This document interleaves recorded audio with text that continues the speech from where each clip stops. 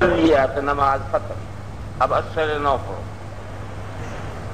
لیکن اگر کوئی ایسا عمل نہیں کیا، صرف سلام پھیرا ہے بھول سے اور پھر اسے یاد آ گیا، جیسا کہ مسبوق کو ایسا ہوتا ہے کہ امام کے ساتھ بھول کے سلام پھیر لیتا ہے، پھر اس سے ادھر والا کھڑا ہوتا ہے تو اسے یاد آتا ہے کہ یہ تو مجھ سے پہلے آیا، میں تو اس کے بعد آیا ہوں، اور پھر اچانک اسے یاد آ جاتا ہے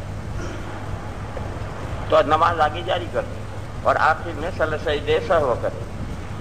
یہ اس مسئلے کا حکم ہے کہ اگر رباعی نماز میں یا ثلاثی نماز میں 2 رکعتوں پر بھول کر سلام پھیر دیا تو جب تک کوئی فعل منافی صلاۃ نہ کیا ہو، اس سے پہلے یاد آ جائے تو آگے نماز جاری کر دے اور نماز پوری کر کے آخر میں سجدے سہو کرے۔ اور اگر کوئی منافی صلاۃ عمل کر لیا تو پھر اب نماز اثر نو پڑھنی پڑے۔ اس باب میں ذوالیدین کا قصہ ہے، مشہور قصہ ہے جسے آپ حضرات جانتے ہیں۔ وبه قال حدثنا الانصاري قال حدثنا معن قال حدثنا مالك عن ايوب بن ابي تميمة وهو السختياني عن محمد بن سيرين عن ابي هريرة ان النبي صلى الله عليه وسلم ظہر کی نماز تھی، عصر کی نماز تھی، حضور نے بھول سے 2 رکعتوں پر سلام پھیر دیے۔ سارے صحابہ حیرت میں، کسی نے لقمہ نہیں دیا، سب حیرت میں کہ کیا بات ہوئی۔ حضور سلام پھیر کر کے اٹھ کر کے کمرے میں چلے گئے۔ ایک صحابی تھے ذوالیدین، انہی کا نام ہے ذوالشمالین، انہی کا نام ہے خرباق۔ یہ سب میں سے اٹھے اور حضور کے پیچھے پیچھے کمرے میں گئے اور حضور سے عرض کیا کہ یا رسول اللہ، نماز کم ہو گئی یا نماز میں بھول ہوئی آپ کو؟ تو حضور نے فرمایا کہ نہ کم ہوئی نہ بھول ہوئی۔ تو انہوں نے عرض کیا کہ یا رسول اللہ، آپ نے 2 ہی رکعتیں پڑھائی، یعنی ابھی کسی نے لقمہ کیوں نہیں دیا؟ تشریح کا زمانہ ہے، نماز کم بھی ہو سکتی۔ یہ صحابہ نے سمجھا کہ ممکن ہے 4 کے بجائے 2 رکعتیں ہو گئی ہوں، اور وہی نماز کے اندر بھی آتی ہے۔ تحویل قبلہ کی وہی نماز کے اندر آئی ہے، پہلے سے وہی آئی ہو تو حضور صحابہ کو بتا دیں کہ بھئی دیکھو ظہر کی نماز 4 کے بجائے 2 ہوئی ہے، لیکن اگر وہی نماز کے اندر آئی تو کیسے بتائیں گے؟ اس پر عمل کریں گے۔ جیسے تحویل قبلہ کی وہی نماز کے اندر آئی تو اسے کیسے بتائیں گے؟ اس پر عمل کیا، اور جیسا حضور نے عمل کیا مقتدیوں نے بھی عمل کیا، کیونکہ پہلے سے ذہن میں تو تھا کہ تحویل ہونی ہے، لہذا اب سمجھانا کچھ نہیں پڑا کیونکہ ذہنوں میں پہلے سے ہے۔ چنانچہ حضور یہاں سے ادھر چلے گئے تو لوگ بھی سب یوں گم گئے، غرض وہی نماز کے اندر بھی آتی تھی۔ تو اب ایسی صورت میں یہ احتمال تھا کہ ممکن ہے نماز کم ہو گئی ہو، اس لیے کسی نے لقمہ نہیں دیا۔ اور حضرت جو یہ بیٹھنے کا طریقہ تمہارا صحیح نہیں، سیدھے یہ سب بیٹھے ہیں جیسے بیٹھے اس طرح بیٹھو۔ گھر میں جا کر کے بھی انہوں نے علی سبیل احتمال پوچھا کہ یا رسول اللہ، نماز میں کمی ہوئی یا آپ کو بھول ہوئی؟ جب حضور نے فرمایا کہ کمی بھی نہیں ہوئی بھول بھی نہیں ہوئی تو اب ایک بات متعین ہو گئی کہ بھول ہوئی، کیونکہ جب کمی نہیں ہوئی تو بھول ہونا متعین ہو گیا۔ تو انہوں نے عرض کیا کہ یا رسول اللہ، آپ نے 2 رکعتیں پڑھائی۔ دیکھو یہ صحابہ کا ادب، انہوں نے یہ نہیں کہا کہ یا رسول اللہ آپ سے بھول ہوئی، یہ نہیں کہا، اسی بات کو دوسرے انداز میں کہا کہ یا رسول اللہ آپ نے 2 رکعتیں پڑھائی۔ دیکھو یہ صحابہ کا ادب، غیر شعوری طور پر ایسے موقع پر آدمی غلطی کرتا ہے، مگر صحابہ کے دلوں میں حضور کا ادب ایسا کوٹ کوٹ کے بھرا ہوا تھا کہ غیر شعوری طور پر بھی کوئی بات منہ سے بے ادبی کی نہیں نکلتی۔ حالانکہ بات متعین ہو گئی کہ حضور سے بھول ہوئی، مگر یہ جملہ نہیں کہا کہ آپ سے یا رسول اللہ بھول ہوئی، نہیں، اسی بات کو اچھے عنوان سے کہا کہ یا رسول اللہ آپ نے 2 رکعتیں پڑھائی۔ حضور تشریف لائے، مسجد میں آ کر کے ایک ستون تھا، اس ستون پر دیکھو یوں دونوں ہاتھ رکھ کر کے یوں ٹھوڑی رکھ کر حضور لوگوں کی طرف کھڑے ہوئے، اور حضور کے چہرے پر غصے کے آثار تھے۔ چہرے سے ایسا محسوس ہوتا ہے کہ جیسے حضور غصے میں ہو، ناراض ہو۔ اور حضور نے لوگوں سے پوچھا کہ ذوالیدین کیا کہتے ہیں؟ تو سب صحابہ نے عرض کیا کہ یا رسول اللہ صحیح کہتے ہیں، نماز 2 ہی رکعتیں ہوئی۔ تو حضور قبلے کی طرف متوجہ ہوئے اور حضور نے بقیہ 2 رکعتیں پڑھی۔ یہ تو آگے کے لوگ تو سب بیٹھے ہیں اپنی جگہ پر، لیکن پیچھے والے وہ تو نکل کر کے فوارے پر پہنچ بھی گئے کہ سبق آج جلدی چھٹی ہو گئی۔ تو جب نماز دوبارہ شروع ہوئی تو وہ جو باہر نکلے تھے واپس آتے شریک ہو گئے، اور حضور نے 2 رکعتیں اور پڑھائی اور پھر سلام پھیرا اور اس کے بعد سجدے سہو کیا۔ یہ قصہ ہے۔ یہ مختلف روایتوں کو ملا کر کے مجموعی روایات سے قصے کا واقعہ یوں پیش آیا تھا۔ اب ہر روایت میں اختصار ہے، کسی میں کوئی جز ہے، کسی میں کوئی جز ہے، کسی میں کوئی جز ہے، تمام روایات جمع کر کے جو واقعے کی پوری صورت تھی وہ یہ پیش آئی۔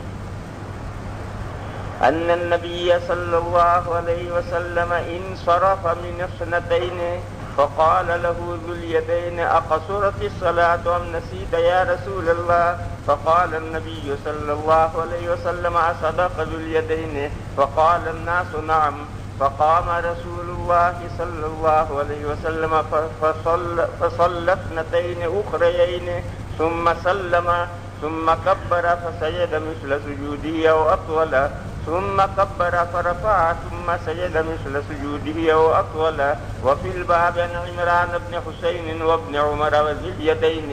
یہ جو وفی الباب کی روایتیں ہیں ان سب صحابہ سے یہی قصہ مروی۔ قال ابو عیسیٰ وحدیث ابی ہریرہ حدیث حسن صحیح، حدیث اعلیٰ درجے کی صحیح روایت ہے۔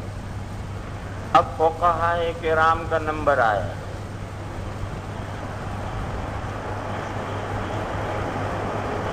امام ابو حنیفہ علیہ الرحمہ کی قطعی رائے یہ ہے کہ نماز میں کلام کی قطعاً کوئی گنجائش نہیں، نہ عامدن، نہ ناسین، نہ جاہلن۔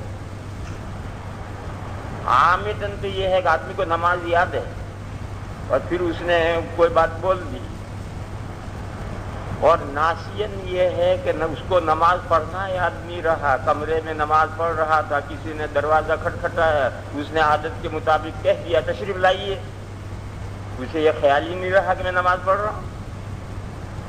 جاہلن مسئلہ نہیں جانتا، اور اس کا وہ قصہ ہے جو میں نے سنایا تھا پہلے کہ امام صاحب جو تھے وہ قاعدے بھول کر کھڑے ہو گئے تو پیچھے سے مقتدی نے کہا امام صاحب بیٹھنے کا ہے، تو دوسرے نے کہا کہ تو نماز میں بولا تیری نماز ٹوٹ گئی، تو تیسرے نے کہا یار تو بھی تو بولا، تو امام صاحب کہنے لگے فضل رب کے من نہ بولی دم۔ یہ سارے آوا کا آوا گدھوں کا اکٹھا ہوا تھا اور سارے کے سارے جاہل، تو جاہلن بولے، ناسین بولے، عامدن بولے، خطأن بولے، چوک گئے اور منہ سے کچھ نکل گئے، قلیلن بولے، کثیرن بولے، کوئی گنجائش کلام کی نماز میں نہیں ہے، نماز باطل ہو جائے۔ حتیٰ کہ احناف اس مسئلے کو یہاں تک لے گئے کہ نماز میں کھنکھارے گا اور اس سے حروف پیدا ہو جائیں گے تو بھی نماز باطل ہو جائے، جس پر کوئی حنفی عمل نہیں کرتا، اور عمل ناممکن ہے اس پر کہ اگر نماز میں کھنکھارا آپ نے گلا صاف کیا کھنکھارا اور اس سے حروف پیدا ہو گئے یہ بھی کلام ہے، نماز باطل ہے۔ نماز میں رویا خوف خدا سے اور آواز نکل گئی اور حروف پیدا ہو گئے، نماز باطل ہو گئی۔ احناف ان مسائل کو یہاں تک بڑھاتے بڑھاتے لے گئے۔ بہرحال احناف کے یہاں قطعاً کوئی گنجائش نماز میں کلام کی نہیں ہے۔ حضرت امام شافعی علیہ الرحمہ کے یہاں مطلقاً کلام کی گنجائش تو نہیں، لیکن بہرحال نماز میں کلام کی گنجائش ہے۔ امام شافعی علیہ الرحمہ کے یہاں نماز کی مطلقاً گنجائش نہیں ہے، لیکن بہرحال نماز میں کلام کی گنجائش ہے۔ کن قیود کے ساتھ کتنے کلام کی گنجائش ہے؟ امام نووی رحمۃ اللہ علیہ نے شرح مہذب میں 2 قیدیں لگائی، ایک تو یہ کہ کلام ناسین ہو، دوسری قید لگائی کہ کلام غیر طویل ہو۔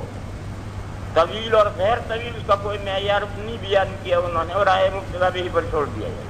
کلام غیر طویل ہو، اگر طویل ہو گیا نماز باطل ہو جائے گی، اور ناسین ہو۔ یہ 2 قیدیں تو امام نووی رحمۃ اللہ علیہ نے شرح مہذب میں لگائی ہیں، اور بعض دوسرے حضرات نے ایک تیسری قید لگائی ہے کہ کلام نماز کی اصلاح کے لیے ہو، ادھر ادھر کی بکواس نہ ہو۔ اصلاح صلاۃ کے لیے، نماز کو سنوارنے کے سلسلے کا کلام ہو، یہ 3 قیدیں ہیں۔ کلام اصلاح صلاۃ کے لیے ہو، کلام ناسین ہو، بھول کر ہو۔ بھول کر کا مطلب یہ کہ میں نماز پڑھ رہا ہوں، یہ بات ہی اسے یاد نہیں رہی۔ جیسے کسی نے دروازہ کھٹکھٹایا، اس نے کہا تشریف لائیے، حالانکہ نماز پڑھ رہا ہے، اس کو نماز پڑھنا ہی یاد نہیں رہا، تو یہ ناسین ہے۔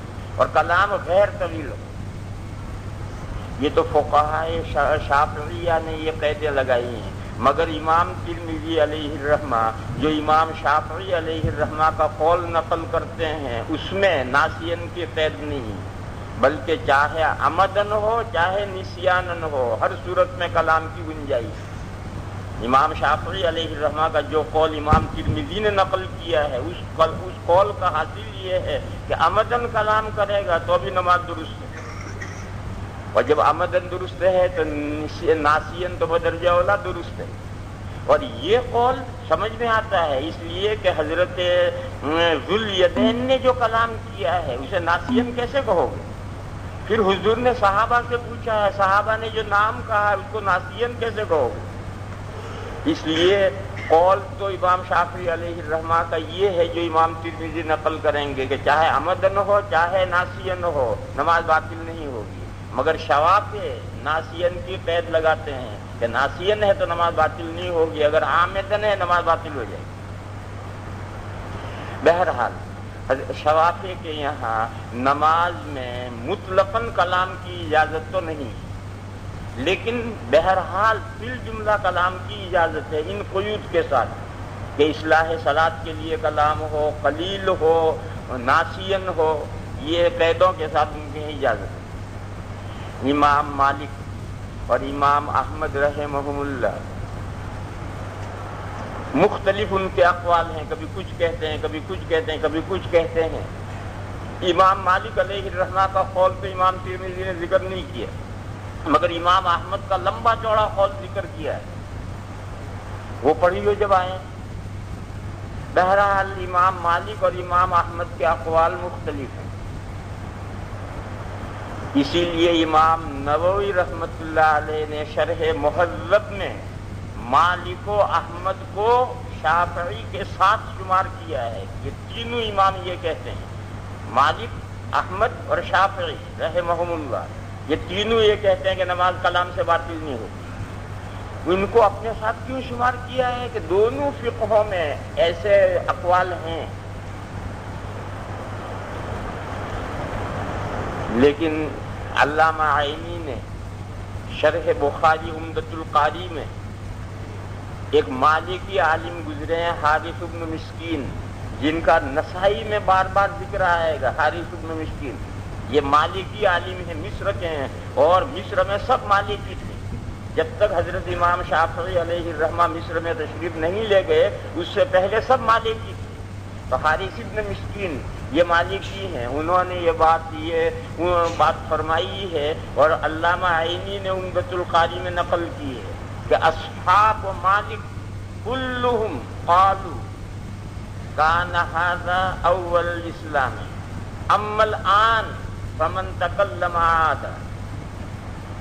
امام مالک کے سارے اصحاب یہ کہتے ہیں کہ یہ جو ذوالیدین کا واقعہ ہے یہ اسلام کے ابتدائی دور کا ہے۔ اب اگر کوئی نماز میں بولے گا تو اثر نو پڑے گا۔ یہ قول میں نے حوالہ بتایا کہ فلاں جگہ پہ حارث ابن مسکین نے یہ قول، ان کا قول نقل کیا ہے عمدۃ القاری میں علامہ عینی نے کہ اصحاب مالک کلہم قالوا کان ھذا اول الاسلام اما الآن فمن تکلم عاد۔ گویا مالکیہ کے یہاں جو بات آخر میں طے ہوئی، امام مالک کے تو مختلف اقوال ہیں، لیکن جو مالکیہ کے یہاں فتوے کے لیے طے ہوا وہ وہی طے ہوا ہے جو حنفیہ کی رائے ہے۔ اور اس حدیث کا جواب یہ ہے کہ یہ اول اسلام کی روایت ہے۔ امام احمد ابن حنبل علیہ الرحمہ کے مذہب کی کتاب ہے المغنی، چھپی ہوئی عام کتاب ہے اور ان کے مذہب کی اہم کتاب ہے۔ اس میں یہ بات لکھا ہے، اس میں بات لکھی ہے کہ امام احمد کے نزدیک نماز میں مطلق کلام کی گنجائش نہیں ہے، وَهَذَا اِخْتِيَارُ الْخَلَّالِ، امام احمد کے شاگرد ہیں خلال، یہ خلال کی روایت ہے۔ وَعَلَى هَذَا اسْتَقَرَّتِ الرِّوَایَاتُ عَنْ أَبِي عَبْدِ اللَّهِ بَعْدَ تَوَقُّفِهِ، بعینہ عبارت ہے مغنی کی کہ امام احمد کے نزدیک کلام کی مطلق نماز میں گنجائش نہیں ہے، اور یہ خلال کا قول ہے۔ وَعَلَى هَذَا اسْتَقَرَّتِ الرِّوَایَاتُ عَنْ أَبِي عَبْدِ اللَّهِ، ابو عبداللہ امام احمد کی کنیت۔ عَلَى هَذَا اسْتَقَرَّتِ الرِّوَایَاتُ عَنْ أَبِي عَبْدِ اللَّهِ بَعْدَ تَوَقُّفِهِ، پہلے امام احمد نے اس مسئلے میں توقف کیا تھا، لیکن بعد میں جو ان کی روایات ہیں آخری وہ سب اس پر ٹھہر گئی ہیں کہ نماز میں کلام کی مطلق گنجائش نہیں۔ امام ترمذی علیہ الرحمہ نے امام احمد کا جو قول نقل کیا ہے اس کا حاصل بھی یہی کہ نماز میں کوئی گنجائش نہیں ہے کلام کی، اور یہ روایت پہلے زمانے کی تھی، اب وہ اس روایت پر عمل نہیں ہوگا۔ یہ چاروں ائمہ کے اقوال میں نے ذکر کیے، اب کتاب سے ملاؤ۔ وَاخْتَلَفَ أَهْلُ الْعِلْمِ فِي هَذَا الْحَدِيثِ، یعنی یہ حدیث معمول بہی ہے یا منسوخ ہے، یہ حدیث معمول بہی ہے یا منسوخ ہے، اس میں اختلاف ہوا ہے۔ وَاخْتَلَفَ أَهْلُ الْعِلْمِ فِي هَذَا الْحَدِيثِ فَقَالَ بَعْضُ أَهْلِ الْكُوفَةِ، مراد حنفیہ ہیں، دوسرے کوفہ کے کچھ اور لوگوں کی کوئی اور رائے ہوگی، یہاں مراد احناف ہے۔ فقال بعض اهل الكوفة اذا تكلم في الصلاة ناسيا او جاهلا او ما كان کا ترجمہ ہے یا جس طرح بھی ہو، عامدن بولے، ناسین بولے، یا جس طرح بھی بولنا ہو، او ما کانا کا مفہوم۔ اذا تکلم فی الصلاة ناسیا او جاہلا او ما کانا فانه يعيد الصلاة، یعنی یہ حدیث معمول بہی نہیں، منسوخ ہے، یہ بھی دعویٰ کرنے کی ضرورت نہیں، بس سیدھی سی بات کہو کہ یہ حدیث معمول بہی نہیں۔ لیکن امام ترمذی علیہ الرحمہ کے ذہن میں یہ ہے کہ احناف کا دعویٰ یہ ہے کہ یہ حدیث منسوخ ہے، اور حضرت چھینٹا ڈالتے ہیں احناف پر، فرماتے ہیں کہ احناف نے اس حدیث پر عمل نہ کرنے کے لیے یہ بہانہ بنایا ہے، یہ بہانہ بنایا، یہ چھینٹا ڈالا کہ احناف نے اس حدیث پر عمل نہ کرنے کے لیے یہ بہانہ بنایا ہے کہ یہ حدیث منسوخ۔ حالانکہ میں نے بتایا تھا کہ احناف نسخہ کا دعویٰ نہیں کرتے، نہ احناف کیا کہتے ہیں وہ آئے گی بعد میں۔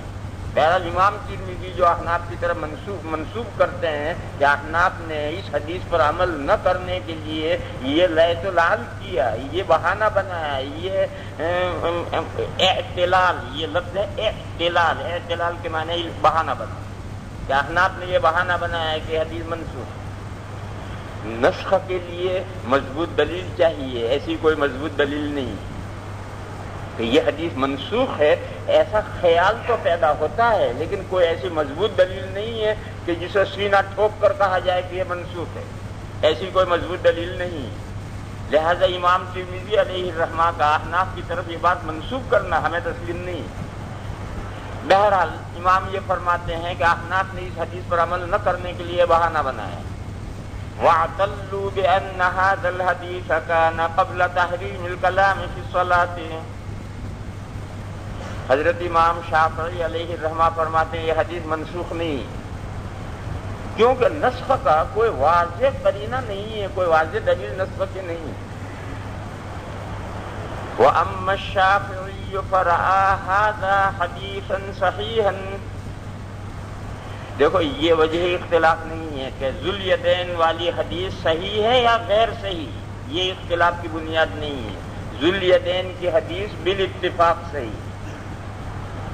پھر وجہ احناف کیوں نہیں لیتے، اس کی وجہ دوسری ہے، حدیث کا صحیح ہونا یا غیر صحیح ہونا یہ وجہ نہیں، لہذا یہ جملہ خامخواہ بھرتی کا ہے کہ امام شافعی علیہ الرحمہ کے نزدیک یہ حدیث صحیح ہے، سب کے نزدیک صحیح ہے۔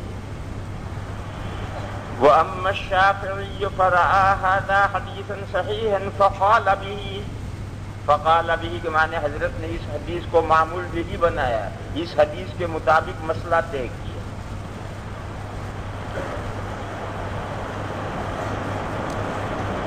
اگر اس حدیث کے مطابق مسئلہ طے کیا ہے تو جتنا اس حدیث میں آیا ہے سارا جائز کو، سارے کو وہ بھی جائز نہیں کہتے، وہ بھی طرح طرح کی قیدیں لگاتے ہیں کہ اصلاح صلاۃ کے لیے کلام ہو. ٹھیک ہے، ذوالحدین نے جو گفتگو کی تھی وہ اصلاح صلاۃ کے لیے، یہ تھا کہ کلام غیر طویل ہو. یہ جو گفتگو انہوں نے کی تھی یہ کلام غیر طویل ہے. پھر حضور تو کمرے میں جا چکے ہیں، وہاں سے واپس آ کر نمازیوں کی طرف منہ کر کے کھڑے ہیں، قبلے سے سینہ پھر چکا ہے. پھر سرعان الناس، جو پیچھے جلدی بھاگنے والے لوگ ہیں، سرعان الناس، وہ مسجد سے باہر جا چکے ہیں، وہ بھی واپس آ کر نماز میں شریک ہوئے ہیں. یہ سب باتیں جائز کو، جتنا حدیث صحیح میں آیا ہے ساری باتیں جائز کو، حالانکہ ساری باتیں جائز وہ بھی نہیں کہتے. لہذا فقال ابھی تو صحیح نہیں ہے، اس حدیث کے مطابق ان کا قول نہیں ہے. ان کے امام شافعی علیہ الرحمہ کا قول اس حدیث کے مطابق اس وقت ہوتا جبکہ اس حدیث میں جتنا آیا سب کچھ جائز کہیں وہ، حالانکہ وہ سب کچھ جائز نہیں کہتے. اس کی نظیر مثال نہیں، نظیر کا منظر لہو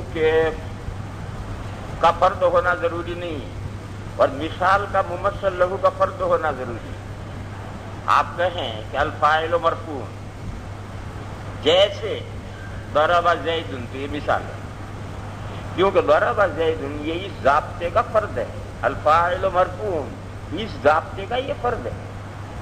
لیکن آپ کہیں کہ الفاعل مرفوع جیسے کان اللہ علیما، تو کان اللہ، یہ جو کانا کا اسم ہے یہ مرفوع ہے، تو یہ اس ضابطے کی نظیر ہے، مثال نہیں.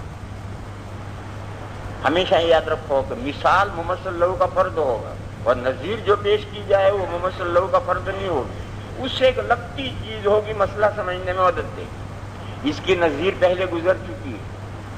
نماز میں رفع یدین کا مسئلہ ہے کہ جتنا روایات سے جہاں جہاں رفع ثابت ہے، قائلین رفع بھی ان سب کو نہیں لیتے. انہوں نے آدھا پیٹر آدھا بٹیر کر رکھا ہے، ایک روایت پکڑ لی اور اس روایت میں جتنا آیا بس وہی 2 رفع مانتے ہیں یا 3 رفع مانتے ہیں. اور جتنی رفع یدین کی روایتوں میں جتنی جگہوں پر رفع آئے ہیں اس کو وہ لوگ نہیں لیتے. اسی طریقے سے اس روایت میں جتنا جو کچھ آیا ہے یہ سب شواب نے نہیں لیا، اس میں سے گودا گودا لے لیا، چھلکا چھلکا پھینک ایک دو تین باتیں اس میں سے لے لی اور بقیہ نکال دی. یہ تو حدیث پر عمل کرنا نہیں ہوا. حدیث پر عمل کرنا تو اس وقت ہے جبکہ اس حدیث میں جتنا آیا سب پر عمل کرو. خیر چلیے آگے.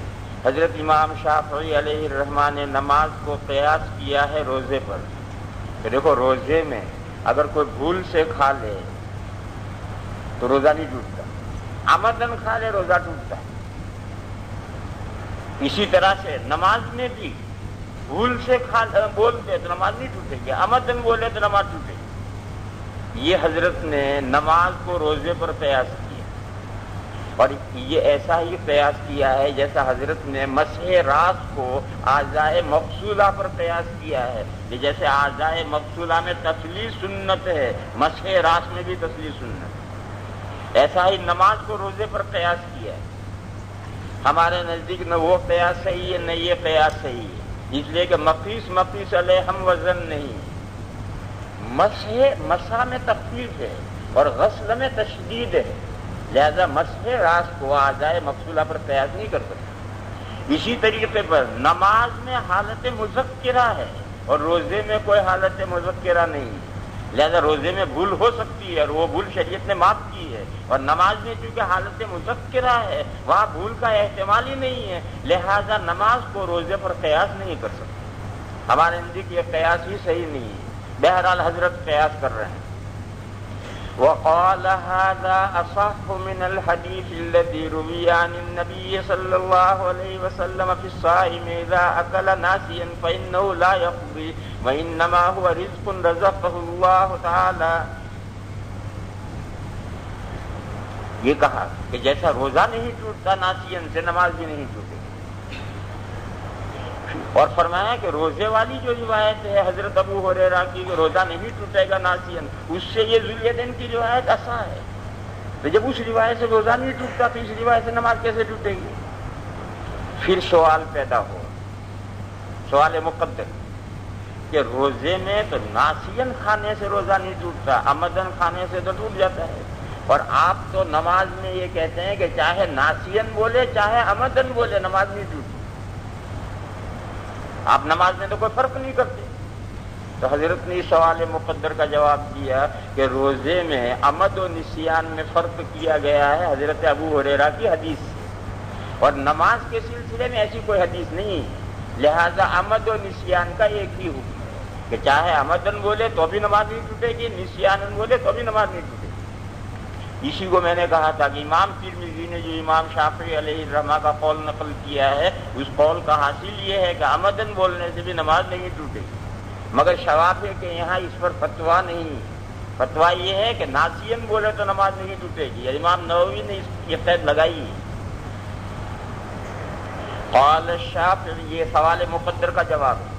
تو روزے میں تو عمد و نسیان کا فرق ہے، اور نماز میں آپ عمد و نسیان کا فرق نہیں کرتے، دونوں صورتوں میں آپ کہتے ہیں نماز نہیں ٹوٹتی، اس کا جواب دیتے ہیں۔ قال الشافعی وفرقوا هؤلاء، یعنی علماء، فرقوا هؤلاء بین العمد والنسیان فی اکل الصائم لحدیث ابی ہریرہ، یعنی اس حدیث کی وجہ سے روزے میں فرق کیا گیا ہے، اور ایسی کوئی دلیل عمد و نسیان میں فرق کرنے والی روایت حدیث نماز کے بارے میں نہیں ہے، لہذا نماز میں چاہے عمدن بولے چاہے ناسین بولے نماز نہیں ٹوٹے گی۔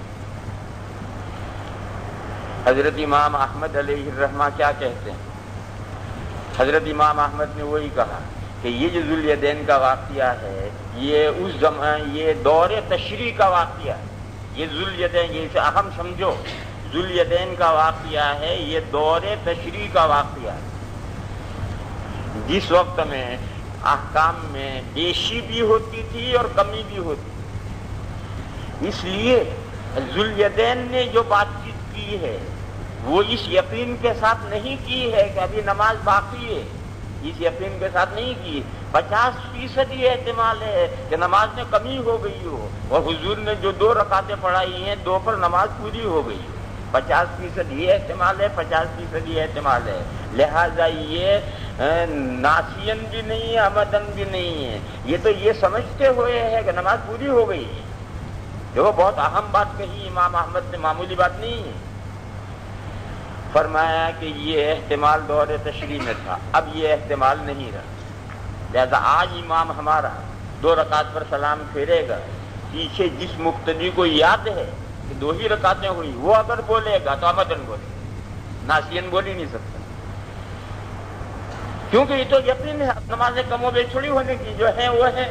امام نے 2 پر سلام پھیر دیا، مقتدی کو یاد ہے کہ 2 ہی ہوئی ہے، اب جو مقتدی بولے گا وہ عمدن بولے گا، ناسین نہیں بول سکتا۔ یہ ناسین بولنے کا احتمال دور تشریع میں تھا۔ دیکھو امام احمد کی لمبی چوڑی عبارت ہے، اس سے ملاؤ۔ قال احمد فی حدیث